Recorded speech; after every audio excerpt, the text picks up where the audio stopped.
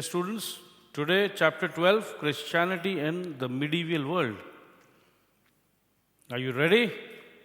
I'm sure you are. History, as we study today, is generally divided into three periods. कौन बताएगा मुझे? Period number 1, ancient. Period number 2, middle या medieval. और period number 3, modern. कोई शक? The ancient और early period, ancient period को हम अर्ली पीरियड भी कहते हैं दोस्तों, मिडीवियल को हम मिडिल पीरियड भी कहते हैं, मिडीवियल और middle period and the modern period. Well, so this is clear. So we are talking about history and history has generally 3 time periods. ये टाइम पीरियड है दोस्तों, टाइम, एंशियंट, मिडीवियल और modern. आज हम पढ़ेंगे मिडीवियल पीरियड के बारे में. और किसके बारे में पढ़ेंगे हम? क्रिश्चियनिटी के बारे में पढ़ना है. Christianity and Jesus Christ. Jesus Christ. So those who follow Christ, यहां से आया क्रिश्चियनिटी. देखो, CHRIST, क्राइस्ट, जीसस क्राइस्ट. तो ये लिंक मिल गया आपको. गुड. इजी चैप्टर है, कोई डरने की बात नहीं है. बहुत इजी है, मज़ा आने वाला है, समझना है प्यार से, आराम से. रटेंगे नहीं हम लोग. हिस्ट्री लोग बोलते हैं कि रटने की सब्जेक्ट है. नहीं, समझेंगे. ठीक है. ईच पीरियड, अब हम बात कर रहे हैं पीरियड्स का. Each period depicts the changes that transformed the lives of people in the past. हर एक पीरियड में क्या होता है? एंशियंट, मॉडर्न, मिडीवियल, हर एक पीरियड में कुछ ना कुछ लाइफ चेंजिंग घटना घटता है. लाइफ चेंजिंग घटना. तो ये मिडीवियल पीरियड में ऐसा क्या हुआ कि लोगों का लाइफ चेंज हो गया? अरे दोस्तों, क्रिश्चियनिटी के फाउंडर जीसस क्राइस्ट से मुलाकात जिस पीरियड में हुआ वो एक मिडीवियल पीरियड था. और यस, बड़े बड़े संत, मसीहा जब धरती पर अवतार लेते हैं तो समझ लो कुछ ना कुछ लाइफ चेंजिंग घटना तो घटने वाला है ही. तो ऐसा ही घटना घटा, लाइफ चेंज हुआ. जब लोगों का लाइफ चेंज होता है, मैक्सिमम लोगों का लाइफ चेंज होता है, तब वो घटना इंपॉर्टेंट बन जाता है. इसी दौरान एक YouTube में कमेंट आया था, आप देख लिए होंगे. चलिए. Okay. The period of history you will study about in this book is the medieval period.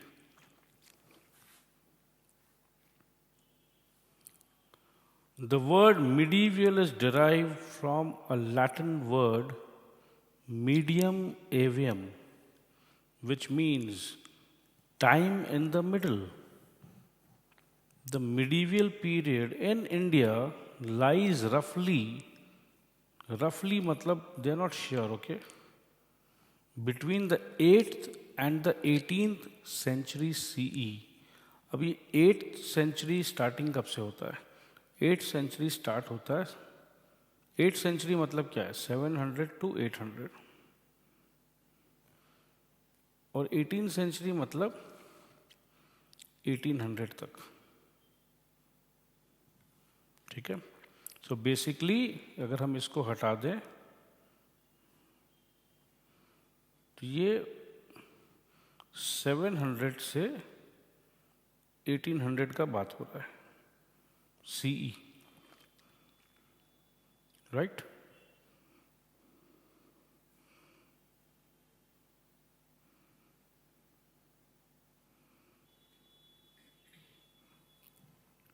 However, the medieval period in India does not coincide with the medieval period in other parts of the world. हर एक country का अपना अपना time frame के हिसाब से ancient, middle and modern period होता है. तो इंडिया का बात कर रहे हैं हम, तो इंडिया का मिडिल पीरियड और वर्ल्ड का middle period match of course नहीं होगा. For example, in Europe the medieval period extended from 600 to 1500. तो बस मैंने नीचे लिख दिया इंडिया का मिडीवियल पीरियड है 700 से 1800 और यूरोप का मिडीवियल पीरियड है 600 से 1500. An important event in medieval Europe was the growth and spread of Christianity. However, let us first study about the birth of this religion. तो बेसिकली ये medieval period का अगर बात कर रहे हैं तो 600 CE से 1500 CE का बात कर रहे हैं. ये आज का दिन हम हैं 1700 CE में. ओके, सो ये बात कर रहे हैं 600 to 1500 CE का. बट उससे पहले ये बोलना चाह रहे हैं कि बर्थ ऑफ द रिलीजन का पता करते हैं. तो आइए बर्थ ऑफ द रिलीजन पे आ जाते हैं. Advent of Christianity. Most of our knowledge about the birth of Christianity comes from the religious writings of the period. किस पीरियड का बात कर रहे हैं? वही 600 to 1500 CE. और कौन से बुक से पता चलता है? Such as the Old Testament and the Dead Sea Scrolls. Christianity के बारे में जो पता चल रहा है वो पता चल रहा है ओल्ड टेस्टामेंट से और डेड सी स्क्रोल्स से. डेड सी स्क्रोल्स क्या है? ये डेड सी स्क्रोल्स पता करते हैं. आइए, डेड सी स्क्रोल्स.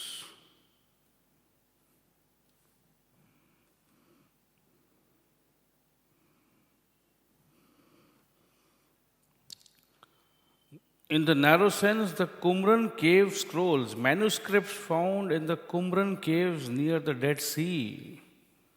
देखिए,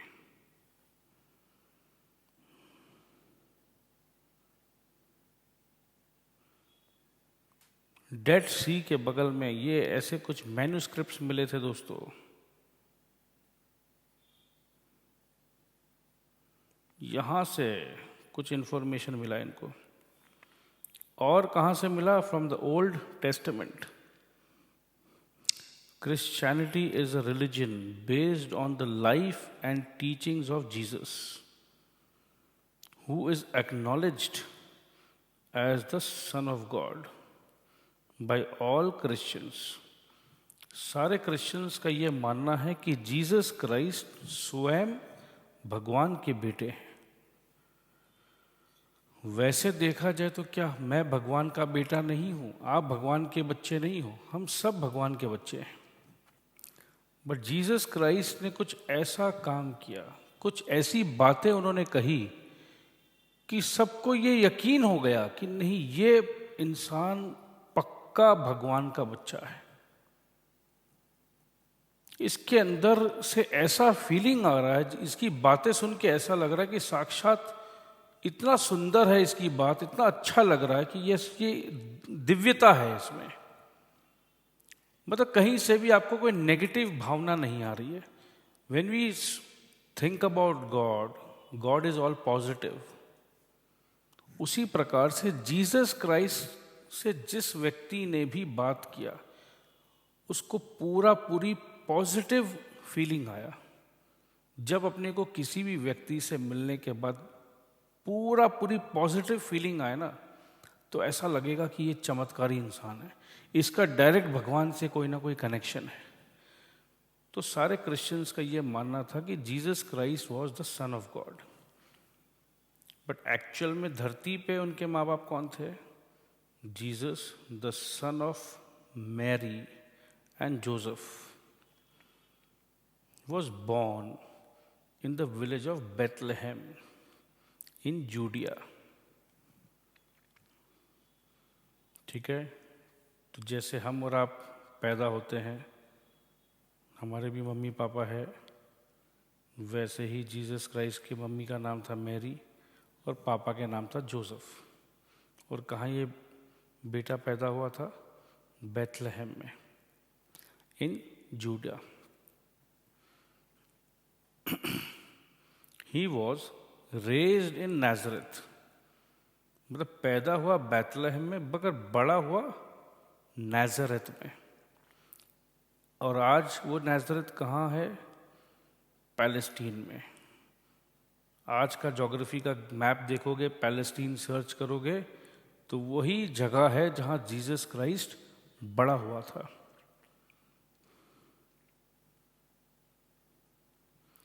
Where he studied the Jewish scriptures। जब वो बड़े हो रहे थे तो उनका इंटरेस्ट था धार्मिक स्क्रिप्चर्स पे। तो उस ज़माने का जूइश स्क्रिप्चर्स किसने पढ़ा? जीसस, जब वो बड़े हो रहे थे। However, his interpretation of Jewish scriptures, जब भी हम किसी भी पोएम को पढ़ेंगे, किसी भी स्क्रिप्ट्स को पढ़ेंगे, किसी भी कहानी को पढ़ेंगे, हर व्यक्ति का अपना अपना सोच के अनुसार वो उस पे इंटरप्रिटेशन करता है। कई बार ऐसा होता है कि जब हम बहुत कष्ट पाते हैं, तकलीफ पाते हैं, तो कोई व्यक्ति का ये इंटरप्रिटेशन रहता है कि भगवान मुझसे एकदम भी प्यार नहीं करते हैं, देखो मैं कितना तकलीफ पा रहा हूँ। और उसी समय किसी और व्यक्ति का इंटरप्रिटेशन रहता है, नहीं नहीं, भगवान चाहते हैं कि मैं मजबूत बनूं। आज मैं थोड़ा सा कष्ट को अगर झेलूंगा तो आने वाले समय पे मैं कोई बड़ा कष्ट का भी सामना कर पाऊंगा। भगवान मुझे चाहते हैं कि मैं मजबूत बनूं। तो उसी सिचुएशन का अलग अलग इंटरप्रिटेशन है। तो जीसस का इंटरप्रिटेशन जूइश स्क्रिप्चर्स के बारे में समझ लो ए था, तो किसी और व्यक्ति जो बड़े पोजीशन पे थे उनका इंटरप्रिटेशन बी था। तो दोनों का इंटरप्रिटेशन मैच नहीं करता था। जब कोई चीज़ मैच नहीं करे तो झगड़ा का विषय बन जाता है दोस्तों। तो जीसस का जब इंटरप्रिटेशन मैच नहीं हो रहा था, किसके साथ मैच नहीं हो रहा था? चलिए बताते हैं हम आपको। उनका इंटरप्रिटेशन जूइश स्क्रिप्चर्स, ध्यान रखिएगा, जूइश स्क्रिप्चर्स जीसस पढ़ रहे थे और जूइश स्क्रिप्चर्स के अनुसार जो इंटरप्रिटेशन जीसस क्राइस्ट ने समझा और वही इंटरप्रिटेशन स्क्रिप्चर पढ़कर जो जूइश रिलीजियस लीडर्स थे उस जमाने के, उनका और जीसस क्राइस्ट का ओपिनियन मैच नहीं कर रहा था, clashed with the ideas of Jewish religious leaders. और वो जूइश रिलीजियस लीडर्स उन जमाने में उनको हम कहते थे द फारसीज।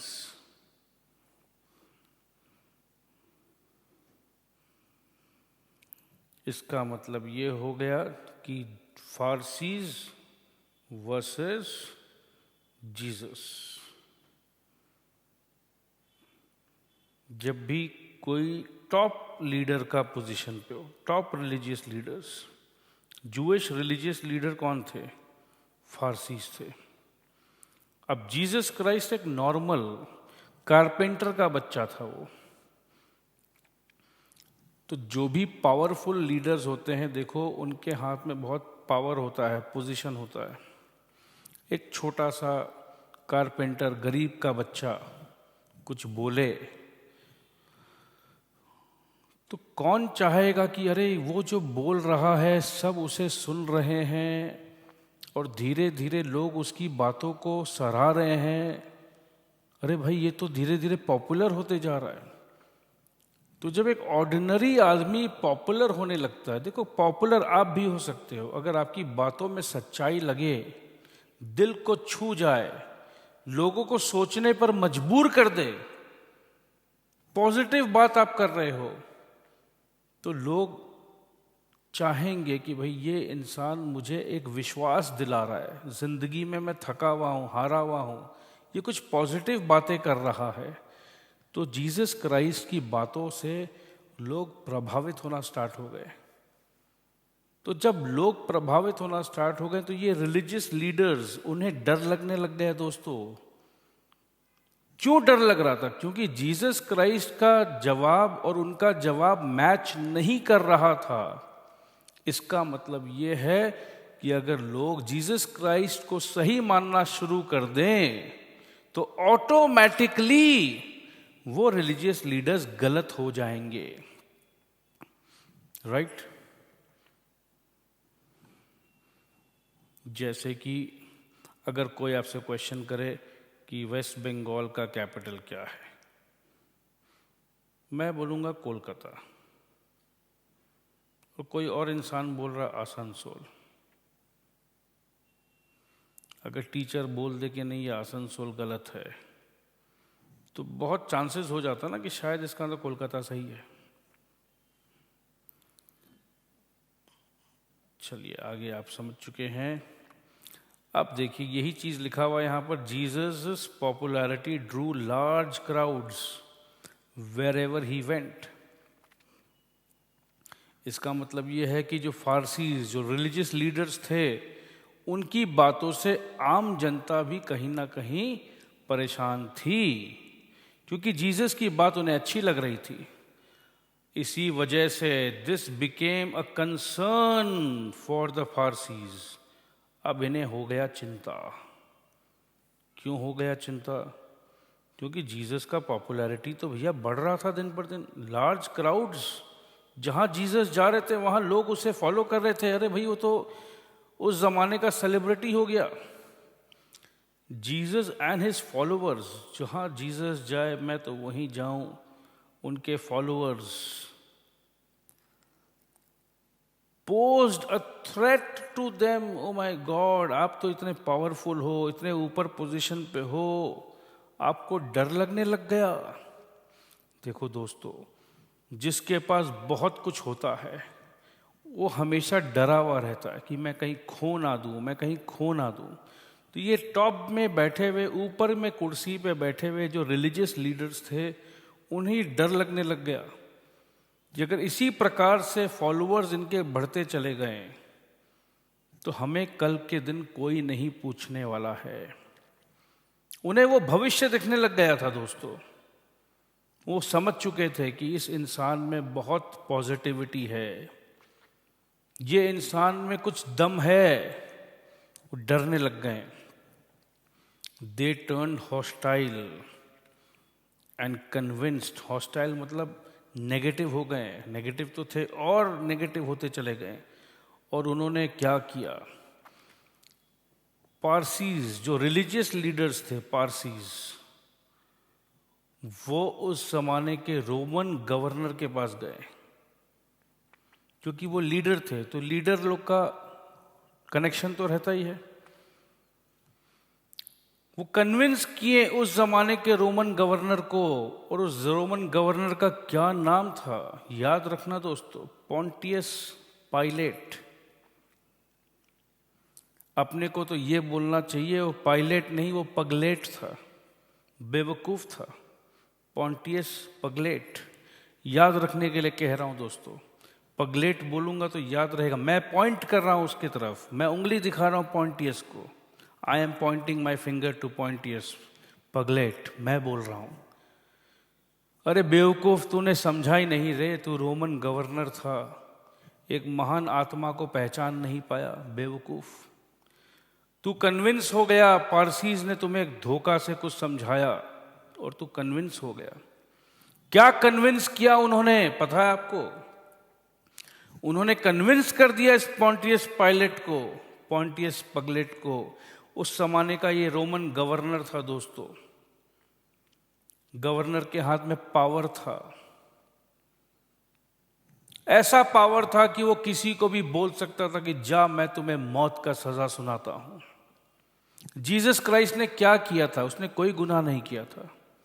वो तो सिर्फ अच्छी बातें करता था, सबको यही समझाता था कि भाई अपने पड़ोसी को प्यार करो, भगवान को प्यार करो, अगर कोई दुश्मन भी है तुम्हारा तो उसे भी प्यार से जीत लो। ऐसा बात बोलने वाला व्यक्ति को मार देना चाहिए, बट जमाना शुरू से ही पापी था दोस्तों।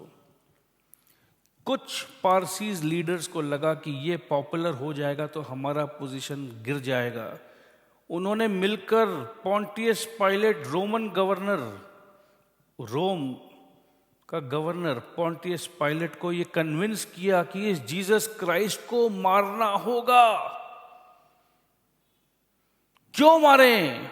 अरे साहब, अगर आप नहीं मारोगे ना, हमें क्या है, हम तो जाएंगे ही, बट आप भी नहीं बचोगे, आपकी भी कुर्सी खतरे पे आ जाएगी। पायलट साहब सोच लीजिए, पायलट, ए पायलट, तू हो जाएगा लेट, तू भी मरेगा। मरने के बाद बोलते हैं ना, लेट हो जाता नाम पे।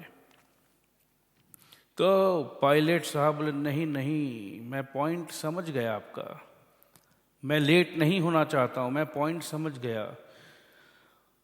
तो एग्जीक्यूट कर दो जीसस को। एग्जीक्यूट कर दो मतलब मार दो उसे। Execute Jesus. कौन बोल रहा है ये? पारसीज बोल रहे हैं, पोंटियस पायलट रोमन गवर्नर को बोल रहे हैं, on the pretext that Jesus was a threat to the political authority of the Romans. देख लीजिए, अगर आप नहीं मारेंगे तो एक दिन आपको भी नुकसान होगा। इससे पहले कि ये खतरा और बढ़ जाए, पोंटियस पायलट साहब आप पावर में हैं, किसी दिन ये इंसान आपका भी कुर्सी छीन लेगा, उससे पहले वो दिन आए, मार डालिए इसे। पायलट साहब कर दिए घोर पाप। Thus Jesus was executed by crucifixion. Crucifixion मतलब पता है दोस्तों? जिंदा इंसान को क्रॉस पे चढ़ा के, नेल से ठोक के उसे छोड़ दो, वो वहां लटके लटके दम तोड़ देगा। बहुत ही बेरहमी से मारा गया। Thus Jesus was executed by crucifixion in Jerusalem. But Jesus इतने महान क्यों हुए पता है आपको? जिस समय उन्हें मारने के लिए, क्रूसीफाई करने के लिए भी जब लेके जा रहे थे ना, उस समय भी उन्होंने अपना भावना, गुस्सा नहीं था उनके चेहरे में। हम इंसान गुस्सा करते हैं छोटी छोटी बातों पे। कोई आपको थोड़ा सा चुबो भी देना तो आपको गुस्सा आता है। जीसस क्राइस्ट को तो स्वयं पता था कि मुझे क्रूसीफाई करने वाले हैं, क्योंकि बहुत लोगों को क्रूसीफाई करते थे। उस जमाने में मौत वैसे ही दी जाती थी क्रूसीफिकेशन के साथ। उस समय भी वो हंसते हंसते, एकदम चेहरे पे भाव नहीं, डर नहीं, कुछ नहीं। मरते मरते भी उन्होंने यही कहा, मेरे भगवान इन लोगों को क्षमा कर देना। ये बेचारे बेवकूफ, इन्हें नहीं पता है ये क्या कर रहे हैं, प्रभु इन्हें क्षमा कर देना। कोई व्यक्ति को बिना कोई गलती के उसकी जान ले लिया जा रहा है, उसे मार दिया जा रहा है, तो भी वो शिकायत नहीं कर रहा है, तो भी वो यही बोल रहा है कि भाई इन्हें माफ कर देना भगवान, इन्हें सजा मत देना भगवान। मैं कह रहा हूं भगवान इन्हें सजा मत देना। ये भ्रमित है। प्रभु इन्हें समझ में नहीं आ रहा है कि आपकी लीला क्या है। प्रभु इन्हें समझ में नहीं आ रहा है कि दुनिया में सिर्फ प्रेम करना है। प्रभु ये आज तक प्रेम को नहीं समझ पाए हैं। ये नफरत में जी रहे हैं, ये डर में जी रहे हैं। तो प्रभु मुझे मार रहे हैं, ये बेवकूफ़ी कर रहे हैं। प्रभु इन्हें प्यार का एहसास अभी तक हो नहीं पाया है। तो प्रभु तुम तो सबको प्रेम करते हो, तुम इनसे नाराज मत होना, इन्हें माफ कर देना। ये थी जीसस क्राइस्ट की आखिरी लाइंस। फिर क्या हुआ दोस्तों? He was buried in a tomb. The day of crucifixion is celebrated as Good Friday. Christians celebrate करते हैं, गुड फ्राइडे बोलते हैं इसे, जिस दिन जीसस को क्रूसीफाई किया गया।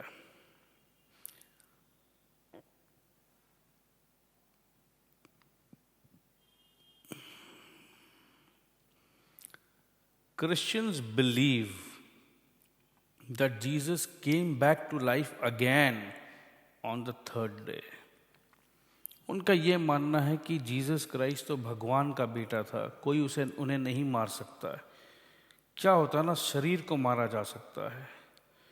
जो जीसस क्राइस्ट की जो टीचिंग्स थी, जो सिखाना चाह रहे थे, अब लोगों के आत्मा को वो झंझोर रहा था। अब लोगों को ऐसा लग रहा कि नहीं, वो मर नहीं सकते हैं, नहीं वो यही है, हमारे सामने हैं।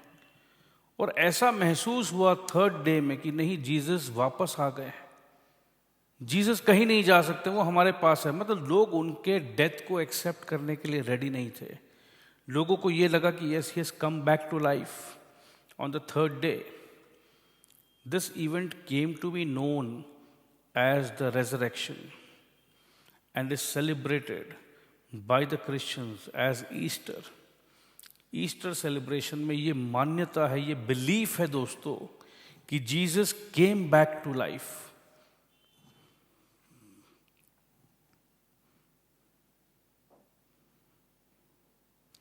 ये देखो क्रूसिफिकेशन। आइए अब समझते हैं जीसस क्या सिखाते थे, क्या उनका कहना था। The life and teachings of Jesus are recorded in the 4 canonical Gospels.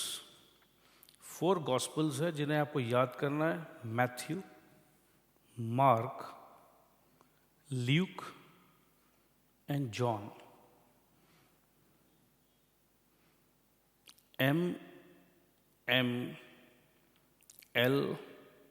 MMLJ। Matthew, Mark, Luke and John.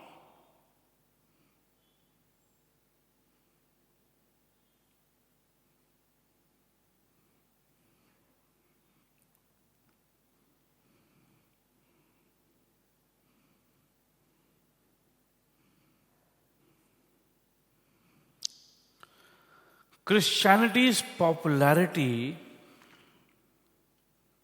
is largely based on a belief.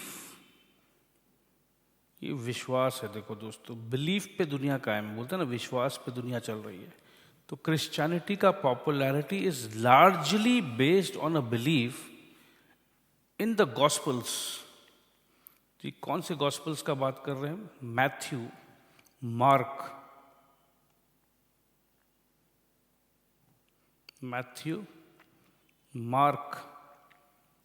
Luke and John.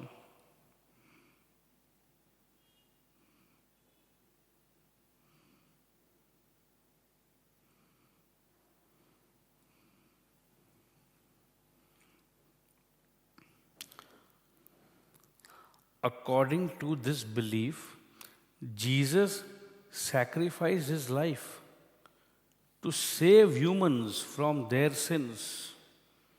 अब देखो दोस्तों, जीसस क्राइस्ट को तो षड्यंत्र करके मार दिया गया। अच्छा इंसान था,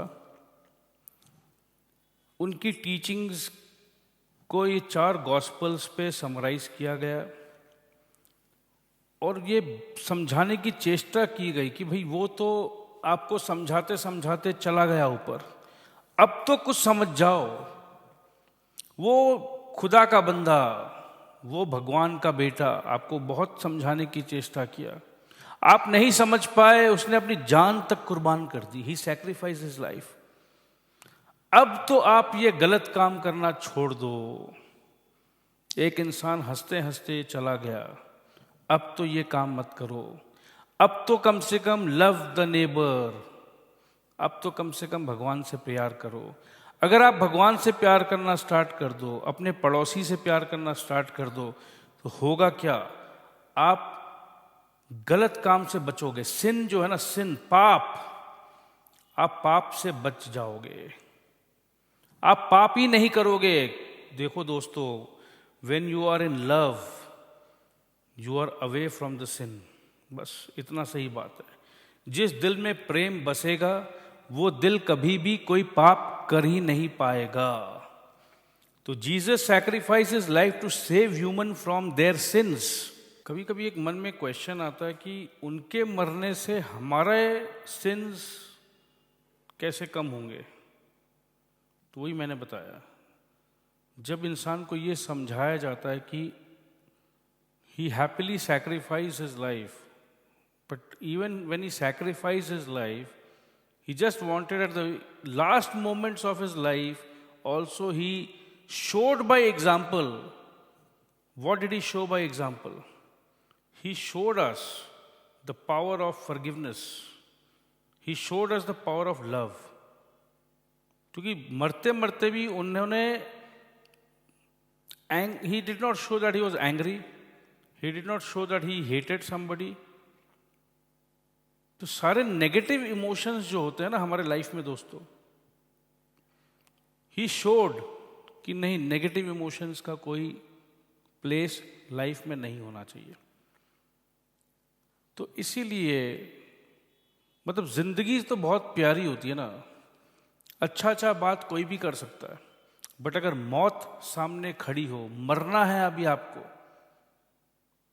तो इतना इजी नहीं होता है। आपको क्या लगता है, जीसस क्राइस्ट को ऑप्शन दिया होगा कि भाई एक काम कर, तू ये जो प्रीच कर रहा है ना ये सब छोड़, तो अपना बोरिया बिस्तर उठा और भाग ले यहां से।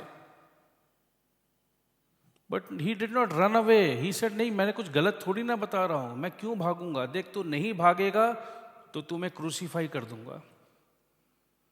Okay, I am fine with it.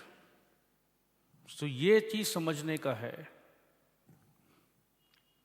He taught the human beings कि यस, जिंदगी में अगर कुछ है तो सिर्फ और सिर्फ प्यार है, और अगर प्यार है तो सिंस नहीं होंगे, गलत काम नहीं होगा। You will live a happy life, a life full of bliss and bless। देखो, आई और ई का फर्क है सिर्फ दोस्तों। If you are blissful you are actually blessed, और if you are blessed you will live blissfully. चलिए, the teachings of Jesus were simple yet different from the existing norms. ये एग्जिस्टिंग नॉर्म से अगर डिफरेंट नहीं होता तो नजरों में नहीं आते ना वो। He advocated a code of conduct. Code of conduct मतलब आपका खुद का जो बिहेवियर है, कंडक्ट मतलब आपका behaviour, based on the following, कि आप अपना बिहेवियर कैसा रखेंगे। सिंपल है, आप अपना बिहेवियर ऐसा रखो जहां बिना कोई शर्त के, बिना कोई कंडीशन के आप भगवान से प्यार कर रहे हो। भगवान से प्यार करने के लिए कोई शर्त नहीं होना चाहिए कि भगवान मुझे पैसे दे तो मैं तुम्हें प्यार करूं, भगवान मुझे गाड़ी दे तो मैं तुम्हें प्यार करूं। और true love for your neighbour, आपके साथ जो ह्यूमन बीइंग है, जो आपके साथ जी रहे हैं, उनका दुश्मन मत बनो, उनका बुरा करके अपना अच्छा करने का भावना मत रखो। उनसे भी उतना ही प्यार करो, सच्चा प्यार करो। Jesus preach that we should love everyone including the poor. वो गरीब है तो मैं उसे प्यार नहीं करूंगा, अरे वो पापी है तो मैं उससे प्यार नहीं करूंगा। जीसस क्राइस्ट ने कहा नहीं, कोई भी इंसान अगर पाप भी कर रहा है, पाप से नफरत करो, पापी से नफरत मत करो, पापी को प्यार करो, इतना प्यार करो कि वो पाप के रास्ते से हट जाए। एंड द सिनर्स, पापी को भी प्यार करो। We should even try to win over our enemies. दुश्मन है, दुश्मन है, दुश्मन है, दुश्मन के लिए हमारा मन में क्या भावना है? हेट्रेड का भावना है। We hate is a negative emotion. दुश्मन को भी प्यार करो और उसे जीत लो अपने प्यार से। तो दोस्तों, ये सब बात आज के दिन में आपको लग रहा होगा कि these are very common. We understand कि if you want to win over an enemy, we make that enemy a friend. अरे मेरे प्यारे बच्चों, ये हम बात कर रहे हैं 300 सी की, समझ लो। दोस्तों, ये 1700-1800 साल पहले का जो मानसिकता था, उस समय का जो कंडीशन था इंसान का, दिमाग का, ये उस समय का हम बात कर रहे हैं। ये समझना जरूरी है। Today we have evolved. आज हमें ये सब चीज समझ में आती है कि yes, we should love our friends, we should love our neighbour, we should love this, we understand this. Today we are more evolved. But उस जमाने में इंसान उतना इवॉल्व्ड नहीं था। इंसान को ये समझाना पड़ रहा था दोस्तों। The simple teachings of Jesus and the strength of his character appealed to the people he addressed. ये सिंपल सी बातें लोगों को एकदम मिरेकल लग रहा था। Oh my god, oh we should love our neighbour, oh we should love even the sinners. But this was miraculous, मतलब out of the box thinking. अरे ये सोच तो मेरे दिमाग में कभी आया ही नहीं, मेरे दिमाग में तो ये भावना आ ही नहीं सकता, मेरे मन में और मेरे दिमाग में। इस इंसान के दिमाग में कैसे आ गया? तो दोस्तों, अगर आज के युग में भी कुछ हट के सोच सकते हो आप, कोई बड़ा समस्या है देश में, दुनिया में, और आपके पास कुछ हट के फॉर्मूला है, कुछ ऐसी सोच है जो पूरा का पूरा दुनिया को आप बदल सकते हो दोस्तों, तो you will also be treated as something different. You will also feel, oh my God, आप में कुछ कलाकारी है, आप भगवान के स्पेशल कैरेक्टर हो। भगवान हर व्यक्ति को कुछ ना कुछ स्पेशल पावर्स देता है दोस्तों। बट आज हमारे पास इतना सारा पुराना ज़माना का इंफॉर्मेशन पढ़ना है। हमारा एजुकेशन स्ट्रक्चर ऐसा हो गया कि अपने पास कुछ हट के सोचने के लिए टाइम नहीं है। बहुत सारे सिलेबस है, बहुत सारे काम करने हैं, बट कोशिश ज़रूर करना कि दिन में आधा घंटा 1 घंटा अपने आप अपने साथ बैठो, अपने आप को पहचानो, अपने अंदर की बातों को सुनो। हो सकता तुम्हारे अंदर भी कुछ नया आइडिया हो। Okay, they started assembling together to discuss Christian teachings. कौन थे वो दे? जितने भी लोग बाग थे वो मिलना शुरू हो गए कि नहीं, ये बंदा जो बोल रहा है बात में दम है। और यही असेंबलीज को आज हम चर्च को बोलते हैं। The assemblies of Christians came to be known as church. Early Christianity retained as well as rejected some of the doctrines and practices of the first century Jewish religion, also known as Judaism. अच्छा, basically ये 300 जो मैंने कहा था ना, 300 नहीं होगा, उससे भी ज़्यादा होगा, क्योंकि जब हम आज हम पढ़ते हैं ना तो बर्थ ऑफ क्राइस्ट से पढ़ते हैं। आज का जो 2017 जो हम बात कर रहे हैं, तो this is 2017 after the birth of Christ. तो ये सारी बातें जीसस क्राइस्ट अगर समझ लो 20 साल के थे या 17 साल के थे जब वो पढ़ा रहे थे, ये सब प्रीच कर रहे थे, तो ये 2000 साल पहले की बातें हम कर रहे हैं।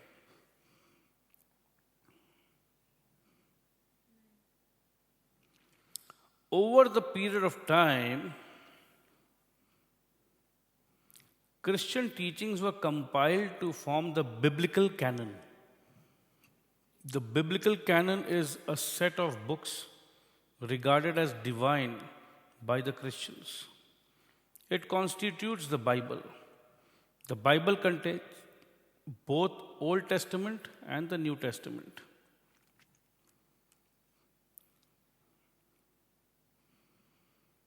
Christianity in the Roman Empire. In antiquity, मतलब पुराने ज़माने में, past में, Christianity was considered illegal by the followers of other existing religions, such as Judaism. भाई जो जुडिज्म को फॉलो कर रहे हैं, एक नया रिलीजन आया है, नया रिलीजन को इलीगल करार कर दो, होता है.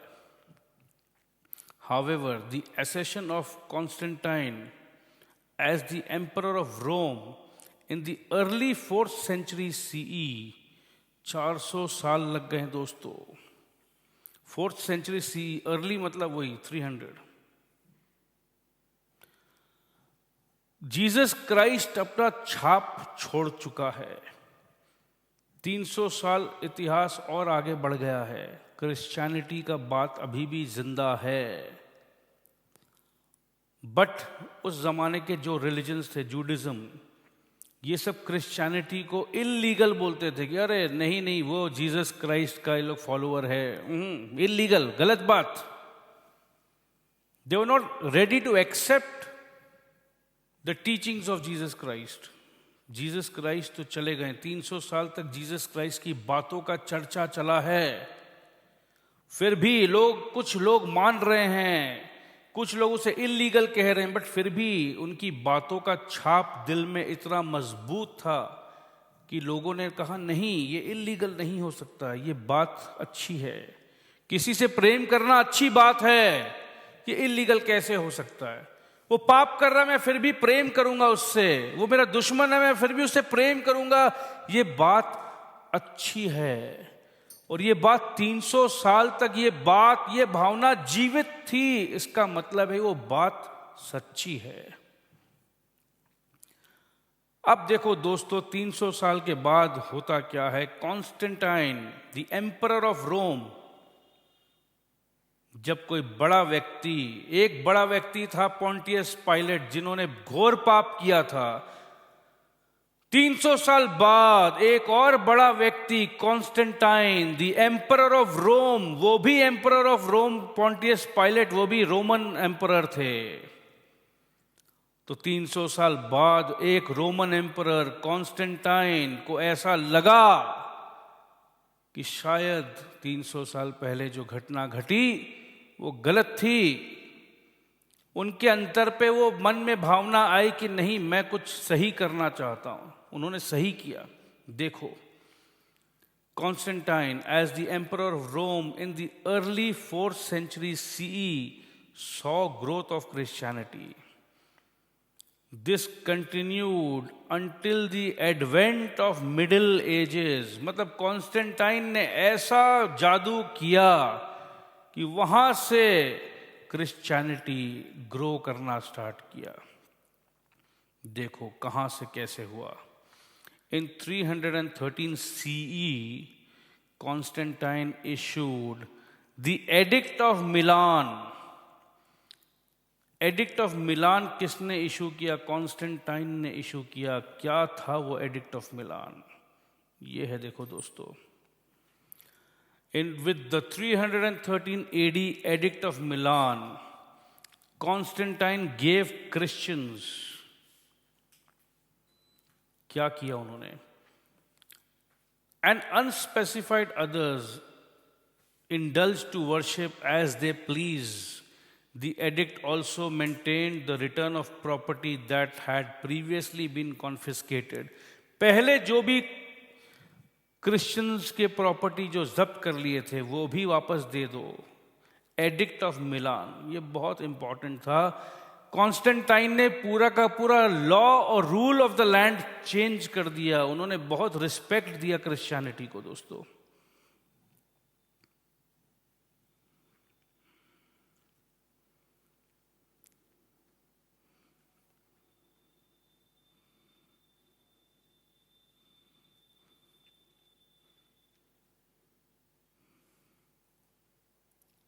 एडिक्ट ऑफ मिलान में क्या हुआ? In which he agreed to treat Christianity benevolently, benevolently मतलब अच्छे मन से, अच्छे दिल से। Constantine became the first Christian emperor to openly promote the new legalized religion. Christian emperor मतलब he embraced Christianity. वो खुद क्रिश्चियन बना।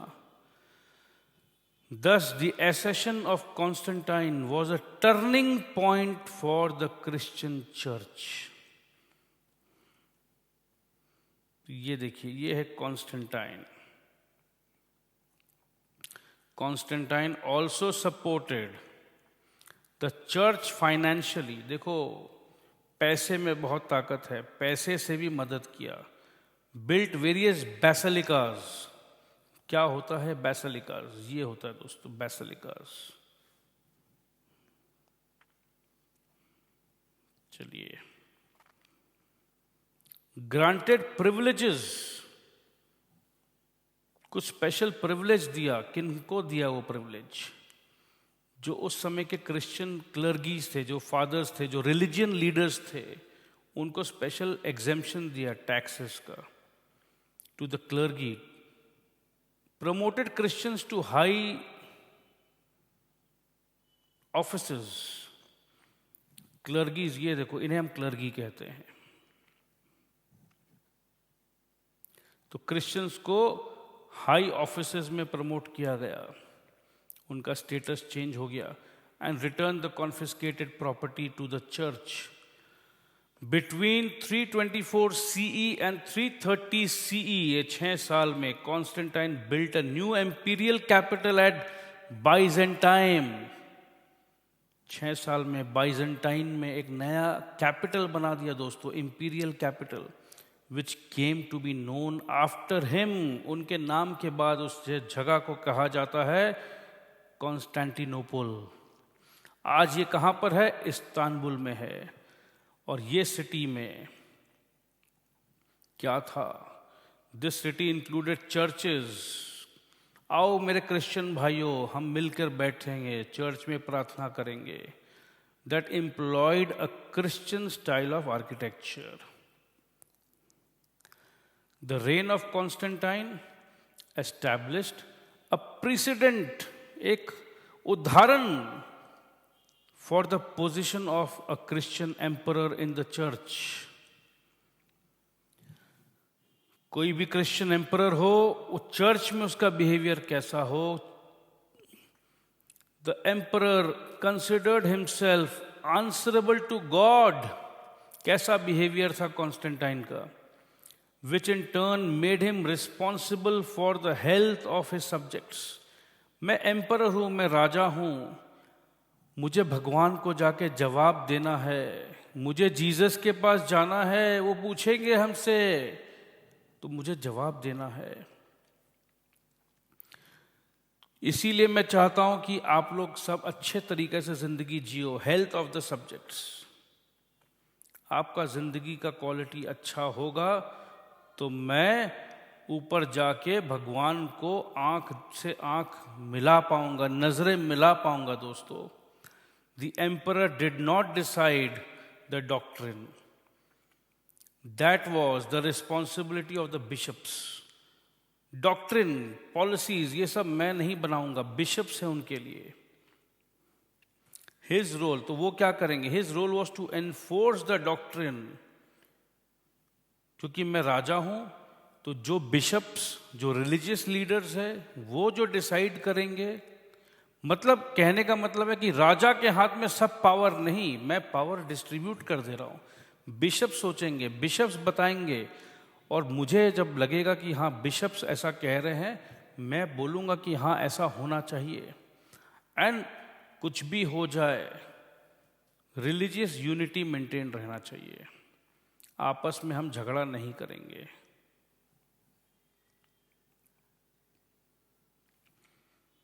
तो ये थे कॉन्स्टेंटाइन के विचार। बट कोई भी इंसान हमेशा के लिए तो नहीं रहता है, मर जाता है, आगे जिंदगी चलती रहती है, समय चक्र चलते रहता है। सोचो हम बात कर रहे हैं 4th सेंचुरी का, और आज हम बैठे हैं 2017 में। 21st सेंचुरी पे है आज हम दोस्तों। 17 सेंचुरी पहले की बात कर रहे हैं हम। हिज स्टोरी, पहले का कहानी है। Towards the end of the 4th century CE, Christianity became the official religion of the Roman empire. मतलब 313 में कॉन्स्टेंटाइन, अब ये 313 से towards the end of the 4th century, मतलब 400 साल, मतलब 400 कहने का मतलब यह है कि लगभग 87 ईयर्स बाद क्रिश्चियनिटी का पोजीशन ऑफिशियल रिलीजन हो गया दोस्तों रोमन एम्पायर का। स्टार्ट किया कॉन्स्टेंटाइन ने, कुछ चीज़ को बस स्टार्ट करने की देरी है। अगर वो सही दिशा पकड़ ले तो बस वो अपने आप बड़ा हो जाता है दोस्तों। Saint Peter's church in Rome became the religious headquarters. The Pope became the spiritual leader of the Christians. ये इंफॉर्मेशन आपको समझ में आ चुकी है।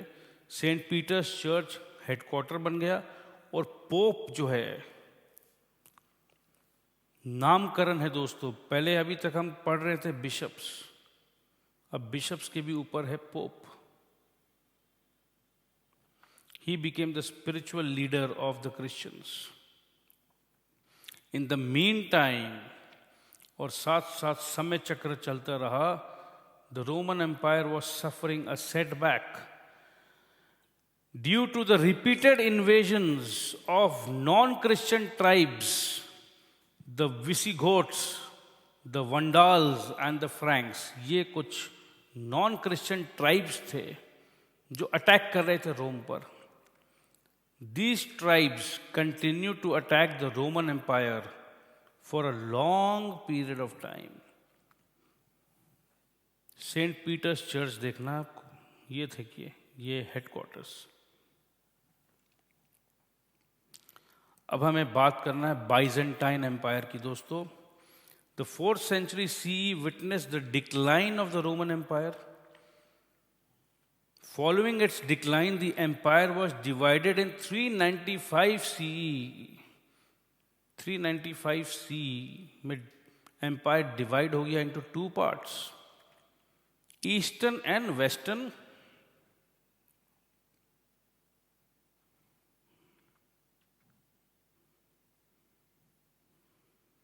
Eastern and western Roman empire, east and west में डिवाइड हो गया। The Western Empire had fallen out by about 500 CE। 395 में डिवाइड हुआ और कह रहे हैं कि वेस्टर्न एम्पायर 105 साल बाद पूरा का पूरा खत्म हो गया, फॉल आउट। ये तो बात थी वेस्टर्न एम्पायर का। ईस्टर्न एम्पायर में क्या हुआ? In the east, however, sorry, in the east, however, the Roman Empire continued in the form of the Byzantine Empire। East का जो था, ईस्ट वो बचा रहा, बरकरार रहा। Its capital was Constantinople. West जो है वो बर्बाद हो गया 105 साल बाद।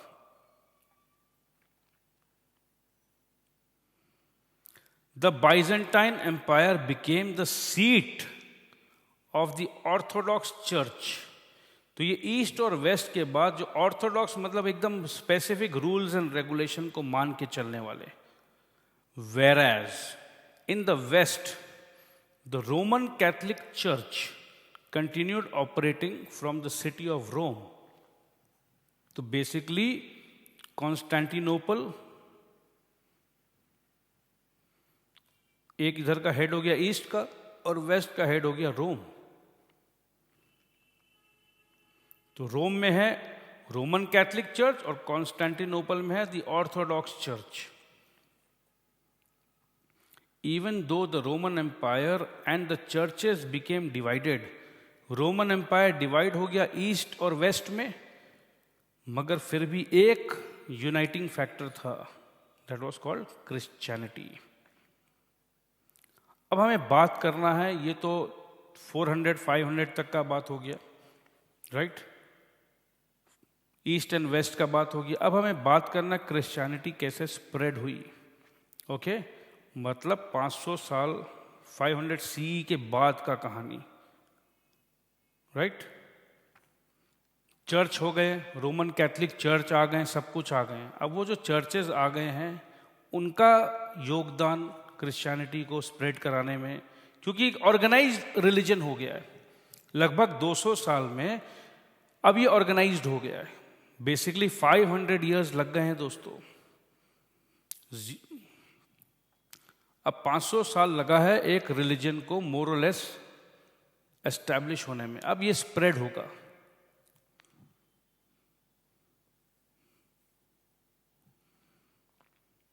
Medieval Europe, in spite of the fall of the Roman Empire earlier, अब ये रोमन एम्पायर तो गिर गया, अपने को पता है कि 500 CE तक रोमन एम्पायर पूरा बर्बाद। Witness the spread of Christianity, भले ही रोमन एम्पायर गिर गया बट दिल से जीसस क्राइस्ट को नहीं निकाल पाया। The church of Rome retained its spiritual power over all the Christians. Roman empire खलास हो गया, बट ये जो चर्च थे रोम पे, वो आज भी स्पिरिचुअल पावर, लोगों के मन में जो पावर, स्पिरिट का स्पिरिचुअल पावर, मतलब ये रिलीजन पावर, वो चर्च के पास था। लोगों का विश्वास था भाई चर्च के ऊपर। The popularity of Christianity was such that eventually almost the whole of Europe adopted Christianity as the state religion. कमाल हो गया देखो, भले ही रोमन एम्पायर नहीं था but overall the entire Europe adopted Christianity as the state religion. With the spread of Christianity the power and wealth of the church also increased. Simple सी बात है। अब जब पैसे आ गए हैं तो पैसे आने के बाद तो देखो मॉनेस्ट्रीज बनेंगे। As Christianity spread in Europe many monasteries were built. Monasteries became the residence of monks. Monk कहाँ रहते हैं? Monasteries में रहते हैं। अच्छा, women की बात करते हैं। Women who devoted their life to God were called nuns. We know it very well. Their place of residence was known as convent. तो monk जहाँ रहते थे उन्हें monasteries कहते थे, और nuns जहाँ रहती थी उसे convent कहते थे। Impact of monasteries. Monasteries became centers of both religion and secular learning. Some of these monasteries later developed into famous universities, such as the University of Oxford and the University of Cambridge. ये देखो monastery में क्या हो रहा है, religious learning भी हो रहा है और secular learning। secular मतलब रिलीजन को छोड़ के भी लर्निंग हो रहा है, क्योंकि रिलीजन को छोड़ के लर्निंग हो रही थी दोस्तों, इसीलिए ये दो पॉपुलर यूनिवर्सिटी बनी, यूनिवर्सिटी ऑफ ऑक्सफोर्ड और यूनिवर्सिटी ऑफ कैम्ब्रिज। अगर ये सिर्फ रिलीजियस लर्निंग करा रहे होते तो फिर ये यूनिवर्सिटी नहीं बनते।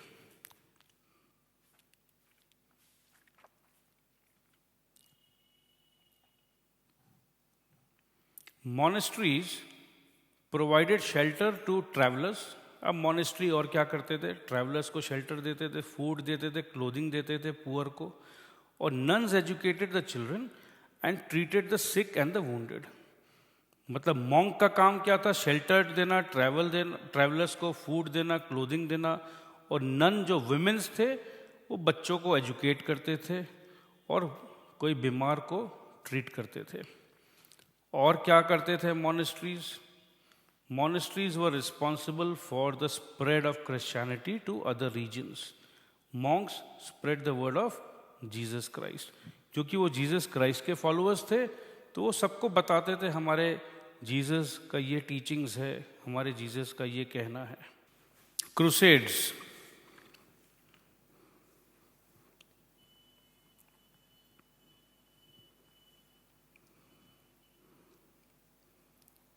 In the 11th century CE। अब देखो कहानी कहाँ से कहाँ पहुँच गया। 11th century पे आ गए हम। पूरा यूरोप क्रिश्चियन स्टेट बन चुका है, मोनेस्ट्रीज हो गई है, कॉन्वेंट्स आ गए हैं, क्रिश्चियनिटी फैल चुकी है। 313 में याद करो कॉन्स्टेंटाइन ने कुछ किया था। 313, अगर वो कॉन्स्टेंटाइन एडिक्ट ऑफ, वो क्या था ना, मिलान, एडिक्ट ऑफ मिलान, अगर वो नहीं लाते, क्रिश्चियनिटी को स्प्रेड नहीं कराते, तो कहानी यहाँ तक नहीं बढ़ती। सो 313 से अब हम बात कर रहे हैं 1000 के बाद का। In the 11th century CE, after conquering the holy land of Jerusalem, किसने कॉन्कर किया? ये टर्क्स थे भाई। The Turks attacked the ruler of Constantinople, thus to reoccupy the Holy Land. A series of wars were fought between the armies of the Pope and the Turkish Muslims. तो Turks का काम था attack करो, इस जगह को हम अपने कंट्रोल में ले लेंगे। और यस, ऑफ कोर्स उस समय वो जगह जेरूसलम के बाद कॉन्स्टेंटिनोपल, जहाँ हेड थे पोप साहब, तो पोप के आर्मी और टर्किश मुस्लिम आर्मीज पे बहुत झगड़ा हुआ। इस झगड़ा को कहते हैं crusade. These wars known as the crusades were waged between the 11th and the 13th century CE। मतलब 200 साल तक दोस्तों ये टर्किश मुस्लिम्स एंड क्रिश्चियंस के बीच में ये झगड़ा चला है। The Crusades were crucial events in the history of Christianity in the medieval Europe.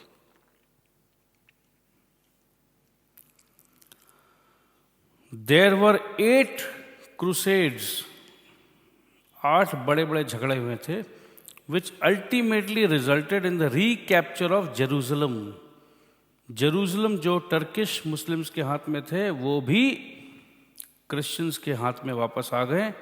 In spite of holding Jerusalem for nearly a century and gaining other strongholds in the Near East, ये किनका बात कर रहे हैं? 100 साल तक Jerusalem किसके control में थे? In spite of holding Jerusalem for nearly a century, Turks के कंट्रोल में थे।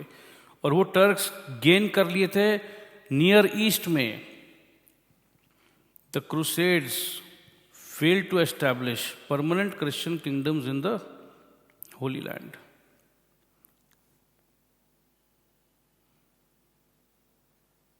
अच्छा सॉरी, ये गलत बोल दिया मैंने, ये रिवर्स है।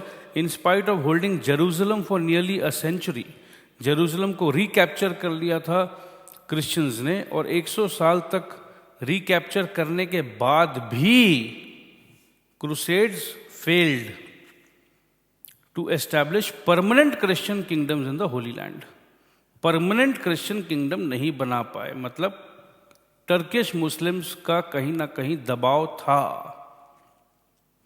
Consequence of the crusades, the crusades brought about many important changes. 200 साल तक झगड़ा का क्या रिजल्ट हुआ? The crusaders in the course of their expeditions, झगड़ा के लिए जब निकलते थे, किससे टकराते थे? दुश्मन से टकराते थे, टर्क से टकराते थे। Came in contact with the Greek culture, Turk का कल्चर था Greek culture, and education, and acquired knowledge of such rich civilisation. The assimilation, assimilation मतलब धीरे धीरे, अच्छा ग्रीक्स ऐसे करते हैं, अच्छा वो ऐसे पढ़ते हैं, तो अपने अब्जॉर्ब करते हैं ना किसी भी चीज़ को, एसिमिलेट कर रहे हैं। This assimilation eventually paved the way for Renaissance. Renaissance मतलब complete change. Renaissance को हम बाद में पढ़ेंगे। You shall read more about the Renaissance in this book later. तो क्रूसेडर्स ने क्या सीखा, क्या एसिमुलेट किया? क्रूसेडर्स ने सीखा क्या? The crusaders learn the use of gun powder and guns from the Turks, बंदूक, which changed the much older military system present in the medieval Europe. New trade routes were opened to cater to a newly acquired taste of the Crusaders. अब Crusaders को नया test भाने लग गया, तो नए trades establish हुए। As trades flourished, the European economy improved. The power of kings increased as the traders and manufacturers paid taxes in lieu of improved law and order. Law and order improve हुआ, tax system भी आ गया. The king started maintaining a big army. ये सब कहाँ से सीख रहे हैं? King, big army, ये सब Greek culture था, Turkish culture था. This has also led to the emergence of the new cities. Rise of feudalism. Medieval Europe also saw the rise of feudalism when the central authority of the emperor weakened in Europe. पहले याद करो emperor थे, Roman emperor, अब इनका authority, इनका power कमज़ोर होने लग गया. तो क्या हुआ भाई? एक इंसान का पावर कमज़ोर होगा, दूसरे का बढ़ जाएगा. सीधा सीधी कहानी है. Local chiefs came up. Emperor का पावर कम हुआ, लोकल चीफ आ गए ऊपर. These were known as the feudal lords. Feudal lords were given land known as fief by the central ruler in return for something services. The church also took on the role of a feudal lord. It got land from the central ruler from which taxes were collected and the profit was shared between them. In return, the church gave spiritual approval to the ruler. The church also asked the ruler to send his army for the crusade wars against the Turks. So ये थी दोस्तों कहानी feudal lords की. A member of the army of the feudal lord going to the crusade. So ये easy सा chapter था. Timeline पे अब देख लेते हैं. 300 CE edict of Milan, division of Roman empire हुआ. फर्स्ट क्रूसेड हुआ 1096 में, लास्ट क्रूसेड हुआ 1270 CE में. ये की वर्ड्स है, ये आप पढ़ सकते हो आराम से. माइंड मैप आप आराम से देख लो, एक्सरसाइजेज आप कर लो. तो कहने का मतलब ये है कि बहुत प्यार मोहब्बत से ये चैप्टर हमने ख़त्म कर लिया. नेक्स्ट क्लास हम करेंगे, एक और रिलीजन की बात करेंगे. Stay tuned. Don't forget to subscribe the channel दोस्तों. If you subscribe to the channel, आपको ऑटोमेटिक जैसे ही हम ये Islam and its impact on the Middle East upload करेंगे, एक मैसेज आपके पास चला आएगा.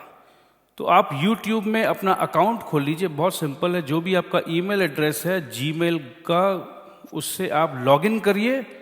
बहुत इजी है दोस्तों. और सब्सक्राइब ज़रूर करिए.